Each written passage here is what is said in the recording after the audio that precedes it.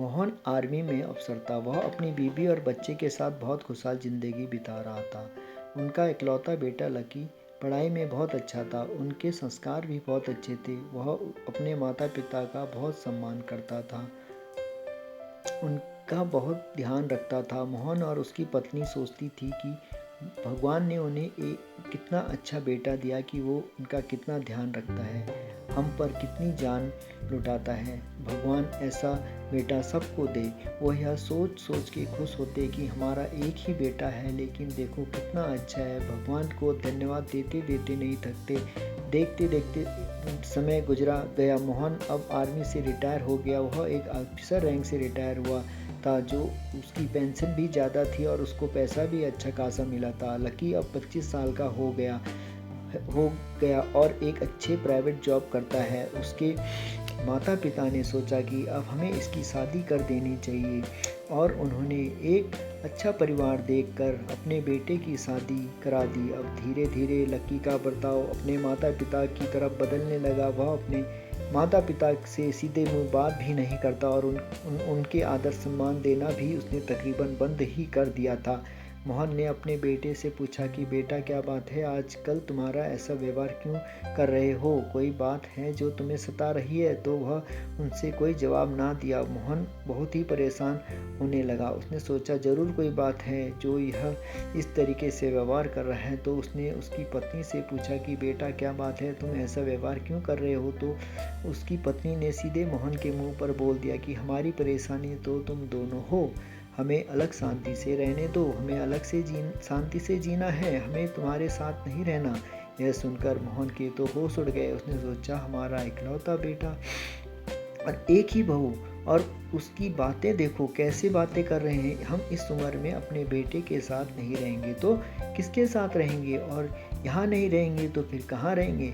इतना सब होने लगा। अब घर में बात बात पर लड़ाई झगड़ा होने लगा, क्योंकि अब तो लकी की बहू ने खुलकर बोल दिया कि अब तुम हमारे घर में से चले जाओ, नहीं तो यहाँ ऐसे ही होता रहेगा। जबकि उसको यह पता था कि यह घर उसका नहीं, उसके सास ससुर का है, तब भी वह उनको ही घर से जाने को बोलती। अब बात बात पर लकी की बहू अपने सास ससुर से लड़ाई झगड़ा करती, उनको गाली गलौज अपशब्द बोलती, खाना देने में आनाकानी करती और उनको हर समय परेशान करती रहती। वह कभी कभी तो लकी की बहू मारपीट से भी पीछे न हटती और लड़का कुछ न बोलता। उसका यह बर्ताव देखकर दोनों दुखी होते। एक दिन मोहन की बीवी के साथ लकी की बहू ने बहुत ही बहसबाजी कर दी और यह बात मोहन की बीवी ने अपने दिल पर ले ली और वह बहुत बीमार हो गई। और वह ऐसी बीमार हुई कि वह बेचारी उठ ना सकी और उसका देहांत हो गया।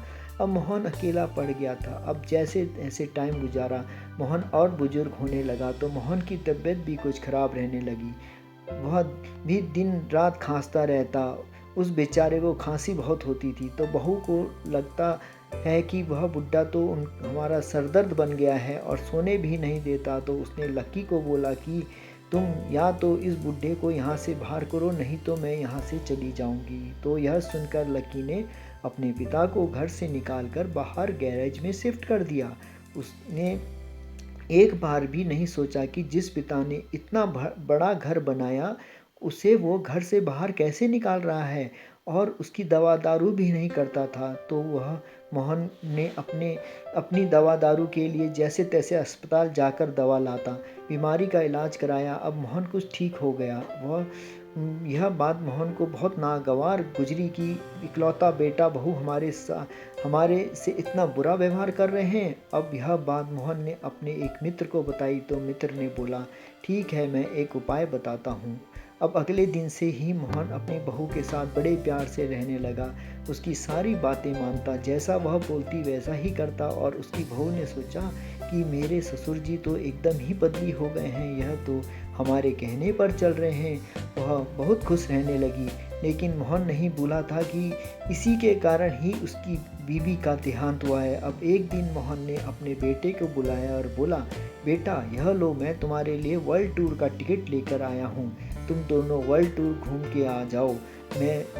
मैं तुम लोग वैसे भी शादी के बाद कहीं बाहर नहीं गए हो। तो यह सुनकर बेटा बहू बड़े खुश हुए। उन्होंने सोचा कि पिताजी उनके ऊपर बहुत मेहरबान हैं, तो उन्होंने फटाफट सामान पैक करके रेडी करा और वर्ल्ड टूर पर निकल गए। अब 20 दिन वर्ल्ड टूर के बाद वह वापस आए और जब अपने घर में पहुंचे तो उन्होंने डोरबेल बजाई।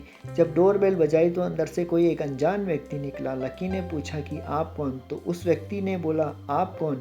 हम लकी ने बोला, यह हमारा घर है और आप यहाँ क्या कर रहे हैं? तो उस व्यक्ति ने बोला कि नहीं, यह घर आपका रहा होगा, यह मैंने खरीद लिया है। पहले तो यह सुनकर लकी को बहुत बड़ा 420 वोल्ट का झटका लगा। फिर उसने उसको समझाया कि आप क्या बोल रहे हैं? जब हम वर्ल्ड टूर पर गए तो हमारे पिताजी घर पर ही थे, तो ऐसा कैसे हो सकता है?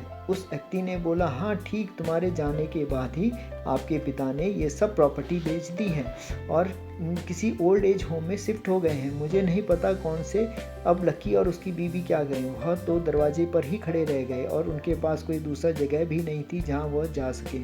अब उसने अपने पड़ोस में अपने पिता के दोस्त से पूछा कि उसके पिता कौन से ओल्ड एज होम में हैं, तो उन्होंने बताया कि आपके पिता कहाँ हैं। तो वह उनका पता लेकर उनसे मिलने गया। पहले तो मोहन ने अपने बेटे से मिलने से मना कर दिया, बोला कि मैं नहीं जानता वह कौन है, लेकिन बहुत मिन्नतों के बाद लकी से मिलने को राजी हुई। जब लकी अपने पापा से मिला तो उसने पूछा कि आपने ऐसा क्यों किया? तो उसने बोला, देखो, मेरा घर, मेरे पैसे, मेरी मर्जी, कुछ भी करूं। जब तुम अपने माँ बाप का भी ठीक से ख्याल नहीं रख सकते तो तुम अपनी ज़िंदगी में क्या करोगे? जबकि तुम्हें पता है कि तुम अभी पूरी तरीके से अभी भी अपने माँ बाप के ऊपर ही डिपेंड हो, तब भी तुमने अपने व्यवहार से अपनी माँ को मार दिया। तुम्हारे व्यवहार के कारण उसको इतना धक्का लगा कि वह बेचारी मर गई और तुमने जो व्यवहार मेरे साथ किया वह तुम्हें तो पता ही है। अब मैं उसको आगे नहीं सह सकता और क्यों, मेरे पास अपना पैसा है, अपनी पेंशन है और अब मैं अपनी पेंशन अपने मन से अपने ऊपर खर्च करूंगा, ना कि किसी और ऊपर। यह सुनकर लकी को बहुत सदमा लग गया। उसको अंदाज़ा नहीं था कि मेरे पिताजी उससे इस तरीके से कुछ करेंगे। लकी के पिता ने बोला कि अब तुम यहाँ से जाओ, मैं यहीं पर ही रहूँगा और मेरे पास इतनी पेंशन है कि मैं यहाँ पर 2 और साथियों को भी अपने उसमें पाल सकता हूँ। लकी ने यह सुना तो उसको सदमा लग गया और वो वहीं पर खड़ा रह गया। सबक: हमें कभी भी अपने बुजुर्ग माता पिता को नहीं सताना चाहिए। अगर वे अपने पर आ गए तो फिर हमारे को भी लकी के ही तरह सड़क पर खड़ा रहना पड़ेगा। हमें हमेशा बुजुर्गों की छत्र छाया में ही रहना चाहिए। असली सुख बुजुर्गों के साथ ही है, ना कि उनसे अलग होकर के रहने में। कहानी अच्छी लगी हो तो लाइक, शेयर, सब्सक्राइब। आपका मुकेश 1104 कहानी वाला।